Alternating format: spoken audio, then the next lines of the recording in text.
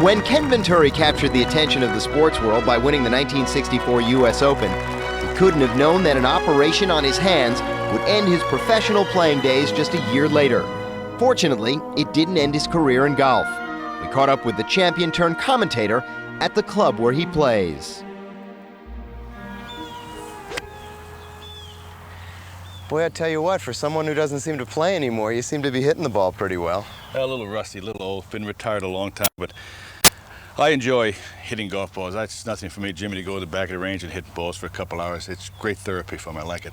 Well, what's the status of your game right now? I mean, how much are you playing? Well, I play a lot when I get on the road sometimes, when I go out to different tournaments like Pebble Beach and LA and in New York. I play a lot when I go in there, but I've been retired almost now, it's been 22, 23 years, been retired, and I was kind of in a forced retirement. I've been in television now 29 years, but my hands got me out of the game. I was only in the game for 10 and a half years, and the operations on my hands, it kind of froze up a little bit. I can't get it back as far as I used to because of scarring, but I still love hitting golf balls. What's the name of the condition that you had?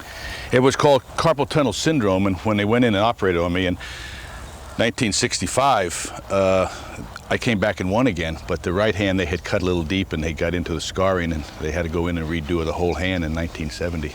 What do you think would be the best score you could put together if you gave yourself some time to practice and concentrate on your game right now? Well, I played not too long ago with John Cook when he was down here, and we got playing, and I shot 66 with him, so from the tip. So he was pretty impressed, and I was pretty happy to play that well around him because he's playing so well right now. If there was one tip that you could give the average golfer, you had to boil it down to one thing that you see that they do wrong most often. Is there one thing?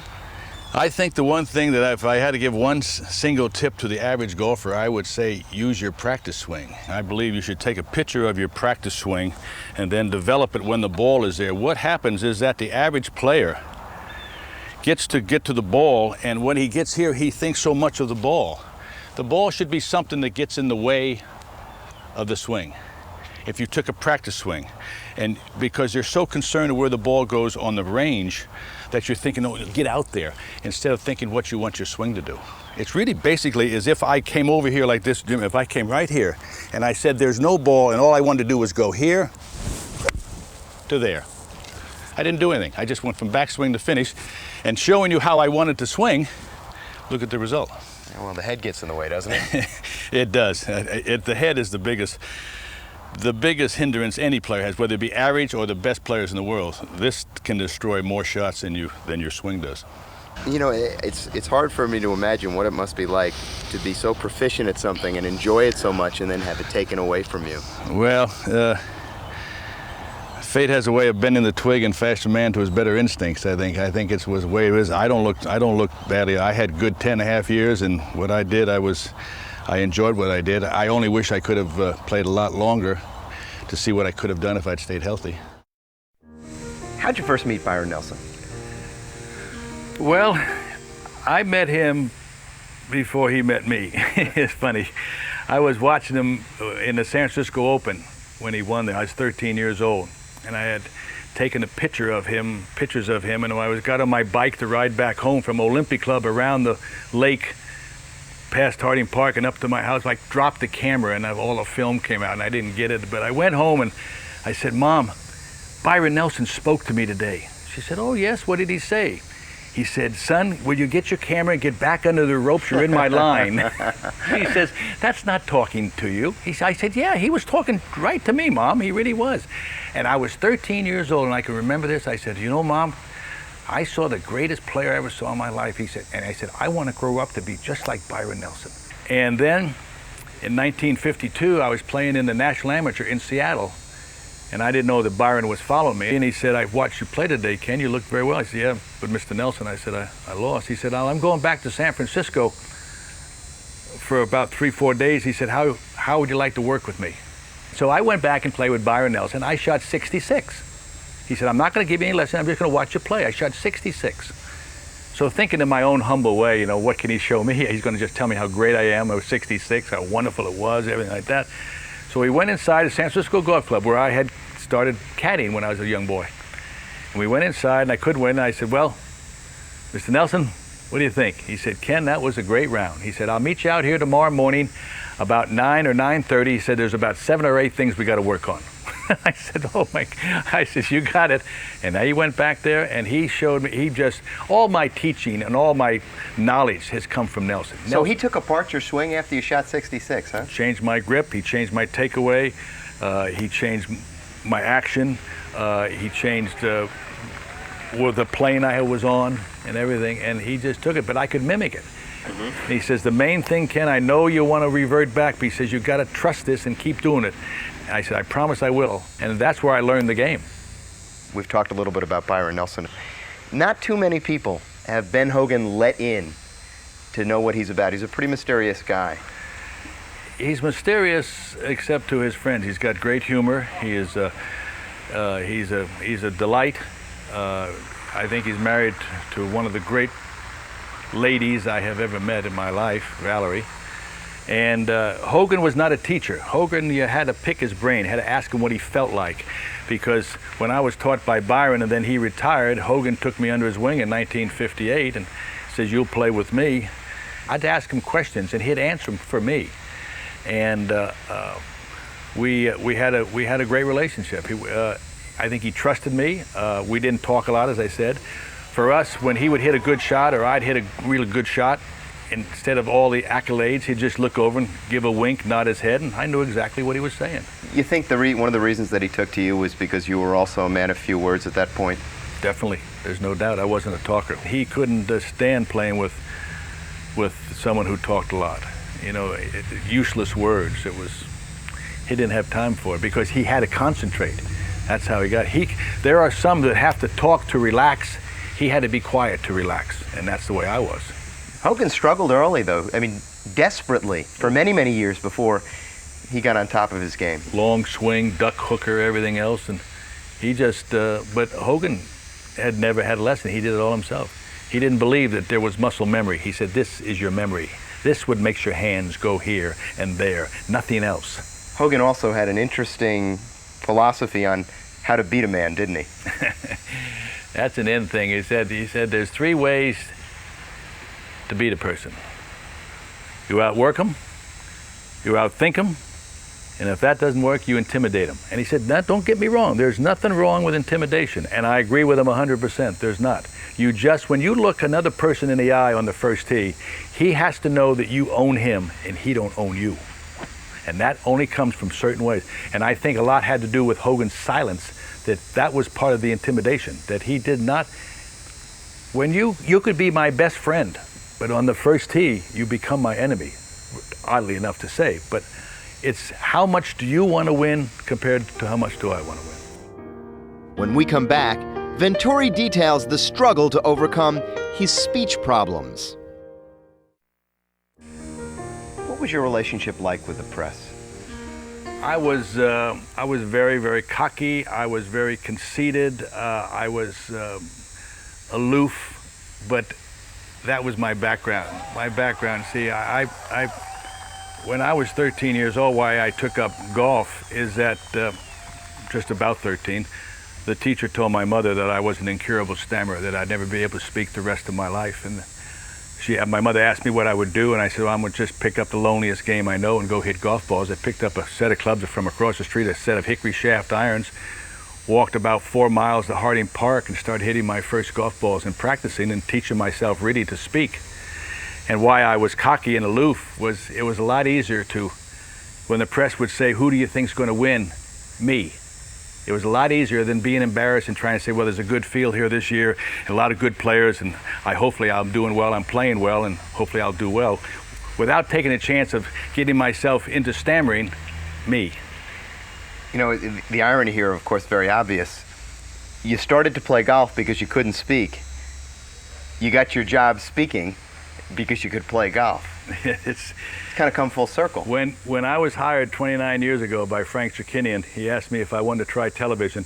My first answer was no. I was scared to death. I just didn't want to embarrass myself.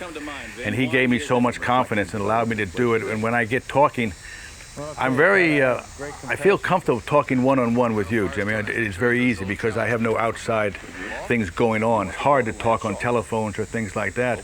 Sometimes I get fast. They say sometimes I get fast on television. Well, I get fast because in my ear they say, when you get through, throw it to 15. So I got to get my thought through quick. And there are other times when I have time to fool with it and work with it, it's much easier to do. But I'm always working in some kind of a rhythm. If there's somebody out there, you know, someone who has a problem with stammering or stuttering, what are some of the tips that you gave yourself to try and beat this thing?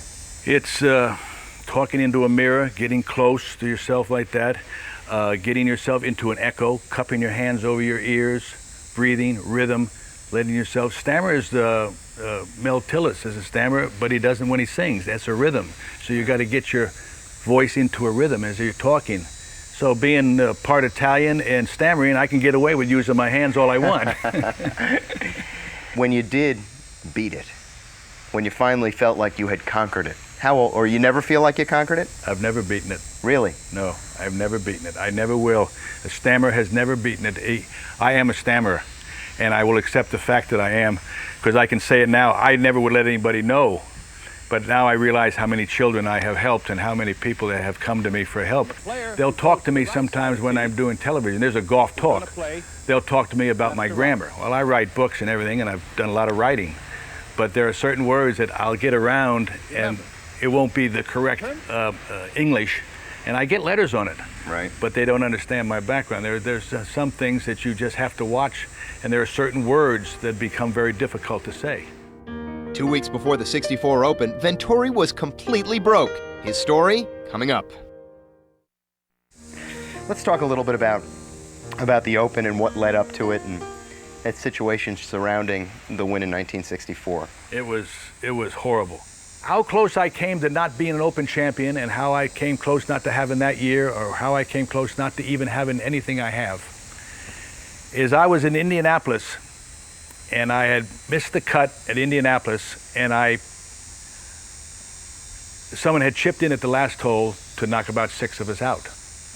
And I called Bill Jennings, who owned the New York Rangers, and who was the chairman of the Westchester Classic, which then it was called, I guess you said, the Thunderbird. I believe. And I said, Bill, I need an invitation. And I said, I need it badly. And Freddie Cochran happened to be there at the time, and I said, I do not have enough money to come to New York, and if I don't qualify to get back home, if I don't get the invitation, I'm going back home and selling cars. I have no money. I'd hocked my house. I've hocked everything I had. I had probably $300-400 left. Nothing. That was it. That was it. I was busted. I was broke. I was gone. And he said, call me tomorrow. I called. He said, Ken, 3 words. You've got the invite. You came to New York and you played at Westchester. Played Westchester, and I got to the 16th hole, which is a par 3, a long par 3, and it was a 3-iron shot. And this might have been the greatest decision I made, which landed into everything in perspective. I said, if I hit a 4-iron short, because you know the deep bunkers on each side and the creek on one side, you miss the green to either side, you can make double bogey. He said, lay it up short, maybe you can chip up and make 3, protect the money that you're going to get. And I took a long look, at probably as long as I've ever taken to hit a golf shot or pick a club out of a bag. And I said to myself, if you back off now, you'll back off the rest of your life. Grabbed the 3-iron, put it on the green, birdied 17, finished 3rd, made $6,400. Got the check, went to the upstairs locker room, went in the back of the locker room, and just cried my eyes out. So you arrive at the Open, and you start off playing relatively undistinguished golf. I mean, it wasn't terrific golf. What'd you start, 70, 72? 72 was my first round, and I considered myself a very good bunker player. And on the front 9, I left it in the bunker twice. On one hole, I made bogeys on the hole, and I shot 72, and then I shot 70 in the second round. And then I only played 2 practice rounds, and both of them were 9 holes. 9 holes on Tuesday, 9 holes on Wednesday, and both of them were with Paul Harney. And it was so hot, and I mean, it was just really, really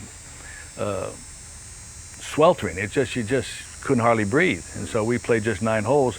And then, as I said, I made the cut with 142, and I was on the leaderboard. Venturi is just And then they had the next day, they had 36 holes, and I was paired with Ray Floyd.